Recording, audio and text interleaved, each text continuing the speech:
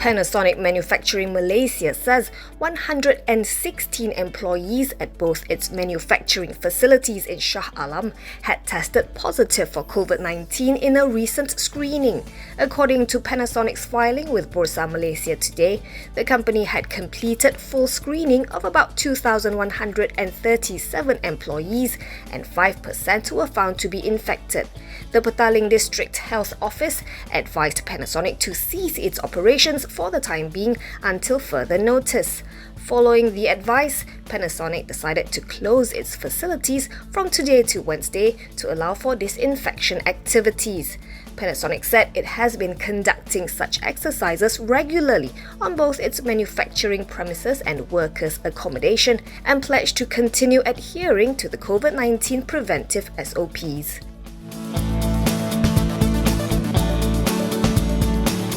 The second largest shareholder of Bintai Kinden Corp has sold its entire stake of 50.03 million shares or 14.4% interest in the engineering and construction group. According to a filing with Bursa Malaysia, Nusan Kota Development disposed of its stake in the open market on December 16th. Assuming it sold the shares at the day's closing price of 86 cents per share, the price would have totaled 43.02 million ringgit. Interestingly, on the same day, Bintaikinden's largest shareholder, Bintai Holdings Malaysia, also disposed of 28.5 million shares or an 8.14% stake in the group, reducing its shareholding to 9.05% or 31.69 million shares.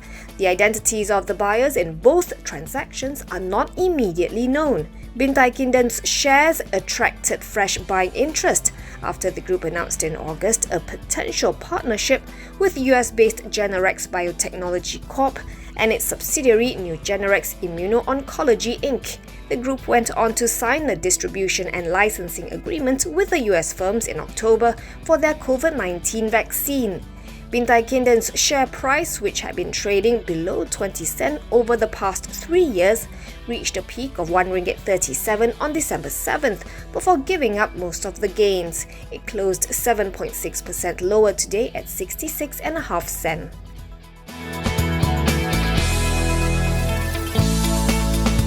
Ex-Federal Territories Minister Tengu Anantan has been sentenced to 12 months in prison and a 2 million ringgit fine after he was found guilty of corruption. However, Kunan, as he is popularly known, was granted a stay of execution of both the sentence and the fine until his appeal is heard at the higher court. Kunan was accused of receiving kickbacks totaling 2 million ringgit from Asset Kayama's managing director Tan Sri Chai Kin Kong during his term as minister. High Court Justice Muhammad Zaini Mazlan ruled the prosecution had proven its case beyond reasonable doubt. He also dismissed the Putrajaya MP's complaint that the charge against him was irrelevant and a ploy by UMNO and BN's rival political parties to target him, saying Kunan is not the first politician to cry political conspiracy. Today's verdict comes 2 weeks after Kunan was granted a discharge not amounting to an acquittal by another High Court judge, Justice Muhammad Nazlan Muhammad Ghazali, for a graft charge in a separate 1 million ringgit corruption trial.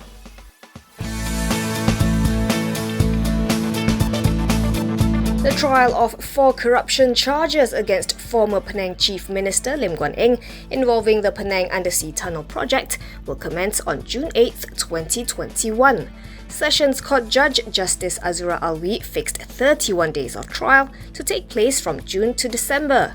They are June 8th to 11th, July 12th to 16th, July 28th to 29th, August 16th to 20th, September 6th to 10th, September 20th to 24th, and December 13th to 17th.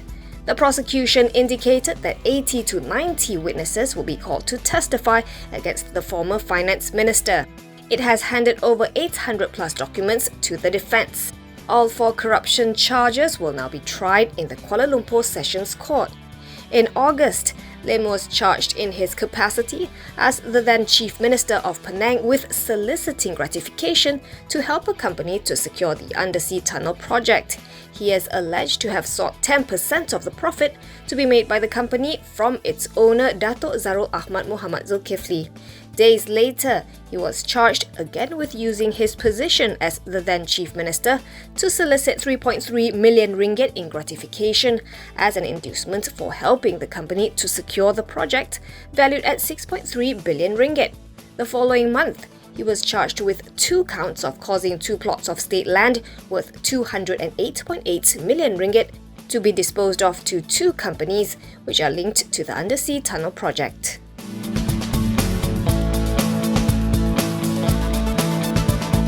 Airasia X claims Malaysia Airports Holdings is not entitled to collect passenger service charges, among other charges, in a defence it filed against the airport operator.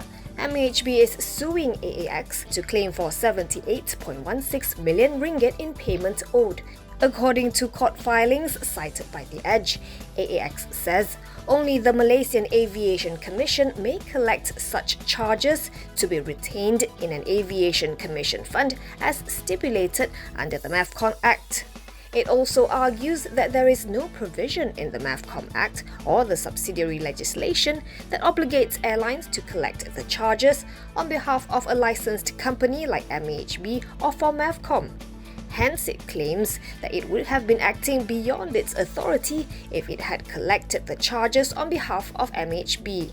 The filing also shows that one of AAX's main applications is a stay of all hearings with MAHB's subsidiary Malaysia Airports Sabang on its suits with the airline until this issue in the defence and counterclaim is decided.